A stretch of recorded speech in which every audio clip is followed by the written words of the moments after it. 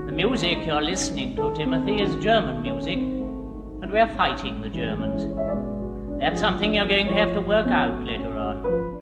I have just come on an errand from the cabinet room for Mr. Disraeli. He needs a sum of £4 million by tomorrow. And what is your security? The British government. Tell him he shall have it. If you grant us our wishes, then we will act on your behalf in the United States. And remember, Mr. Churchill, he writes in his letter, remember, we are the only powerful, unified bloc in the United States which solidly backs the British cause in this war. We did it in the last war, and we can do it again. All of you will be damned. There is no place in heaven for you. We can't have heaven crammed. You used to say they were the people who ruined England. Did I? What did they do wrong? I'll leave that bit out. Missed the changes. Wouldn't face them. Left the future up for grabs. From 1936 onwards, he was financed by a little secret pressure group called The Focus. You won't find much reference to The Focus in the history books, but it certainly existed, and there are several files of Churchill's private papers relating to The Focus. The Focus was a group of perhaps 30 or 40 leading British industrialists and bankers and former politicians who decided that Churchill was worth keeping afloat. And how can man die better than facing fearful odds for the ashes of his fathers, the temples of his gods? A trip back in time to a much simpler age. The British Council releases film from the 1930s and 40s, giving us a rare glimpse of what life was like back then, from a picture of wartime fishermen to their wives. While the men are drying out the nets, their wives are hanging out the washing. A woman's work is never done. The shopping is part of the morning's routine. A time of clearly defined gender roles. Vegetables are plentiful in the village. They are grown in the surrounding fields, which are very fertile and run right down to the edge of the sea. There has always been in England an older England, which was sweeter and purer, where the hay smelled better and the weather was always springtime and the daffodils blew in the gentle warm breezes, and you feel the nostalgia for it in Chaucer, and you feel it all through Shakespeare. English people achieved an extraordinary thing during the Elizabethan and Jacobean stagecraft. They basically created something which is amongst the elite art that has ever been created on this planet. This small island and a nationality within it, England, produced material at that time which is comparable to the Greeks and is acknowledged by the whole world to be comparable to the Greeks. The government's final warning to Hitler has been ignored, and a state of war once more exists between Great Britain and Germany. Now repeat after me. Bugger off. Bugger off. Sod. Sod. Bloody. Bloody. Now put them all together. Bugger off, you bloody sod. Bugger off, you bloody sod. Okay, you're in.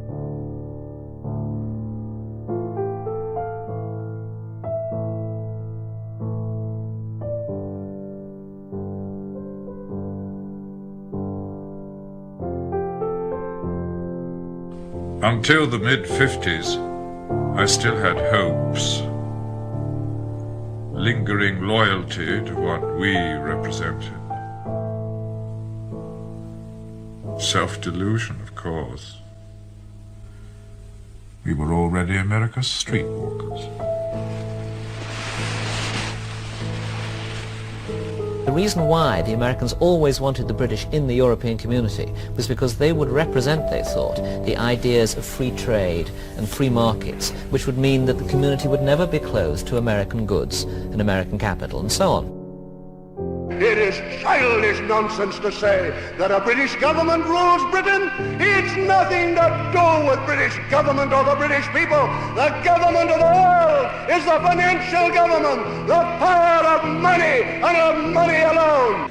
I'm not a Puritan by any means, or a moralist, but to me, the idea, for instance, of short skirts and things like that, this seems to be, we seem to be selling our morals in return for a mess of cultural pottage in a way.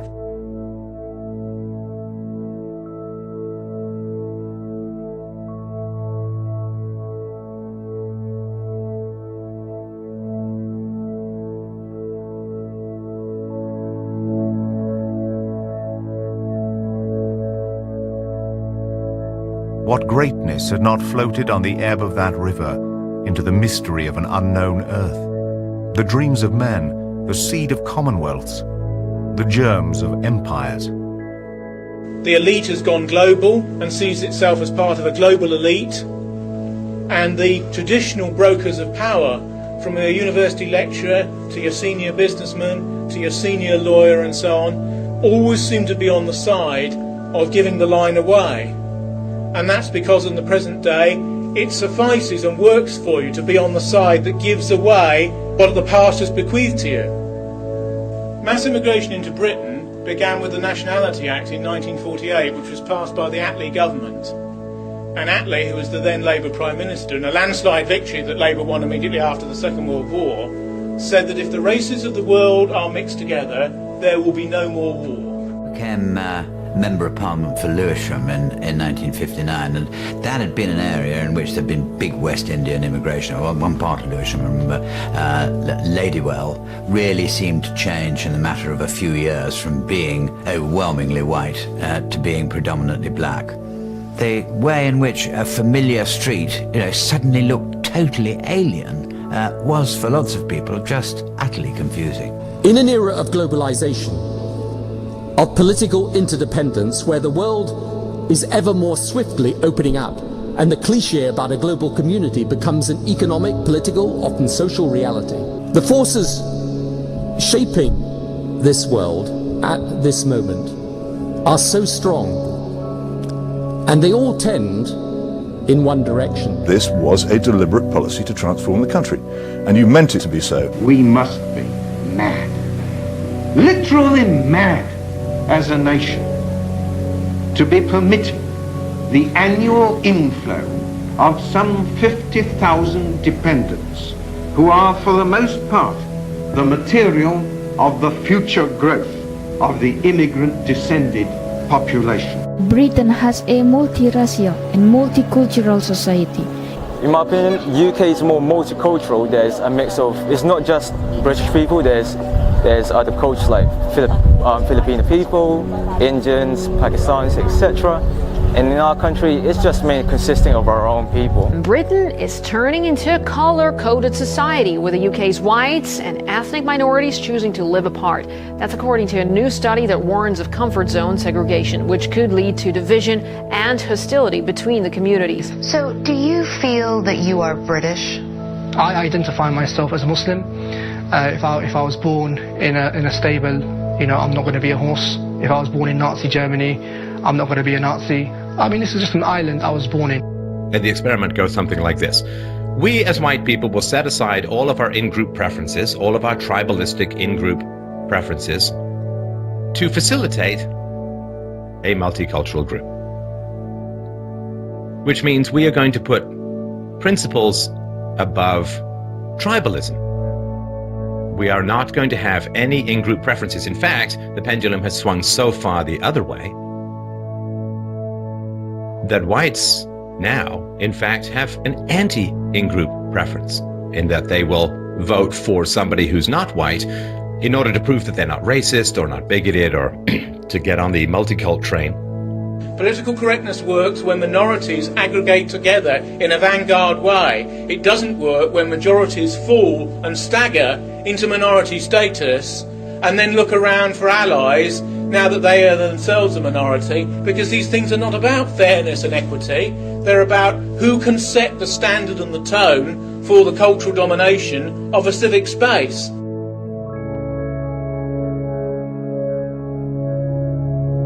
I must begin by acknowledging those who have been calling for greater diversity in the arts and on television in particular for many years. Various things about the modern world, and partly a result of television, is that people live in a tiny time slice of the present moment, which they carry forward with them, but nothing remains. And there's nothing in their experience which reverberates down the centuries, because the centuries to them are completely dark.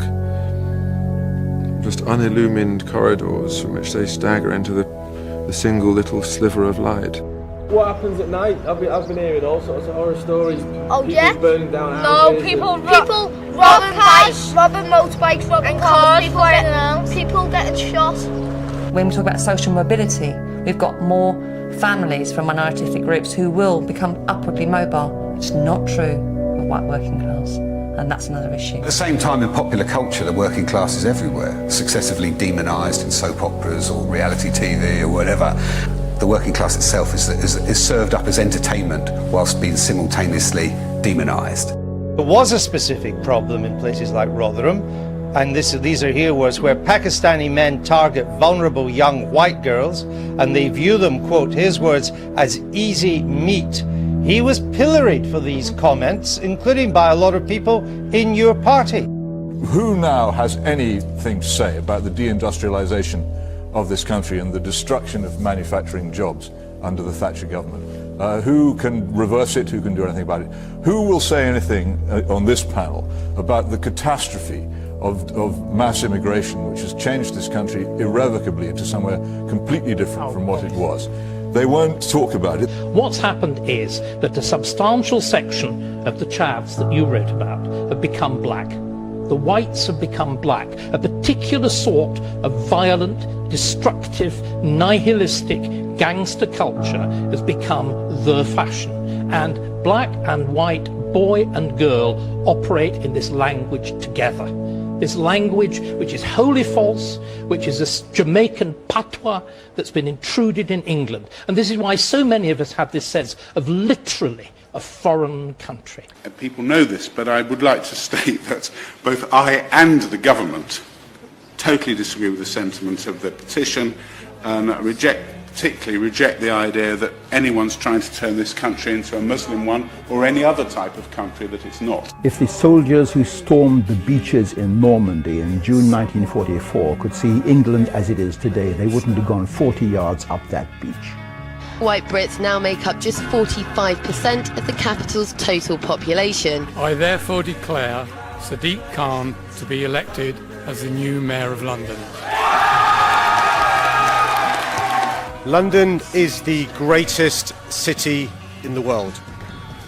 I'm so proud of our city. I'm deeply humbled by the hope and trust you've placed in me today. Peachy, I'm heartily ashamed for getting you killed instead of going home rich like you deserve to, on account of me being so bleeding high and bloody mighty.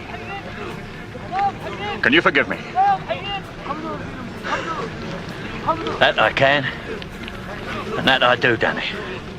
Free and full, and without let or hindrance. Everything's all right then.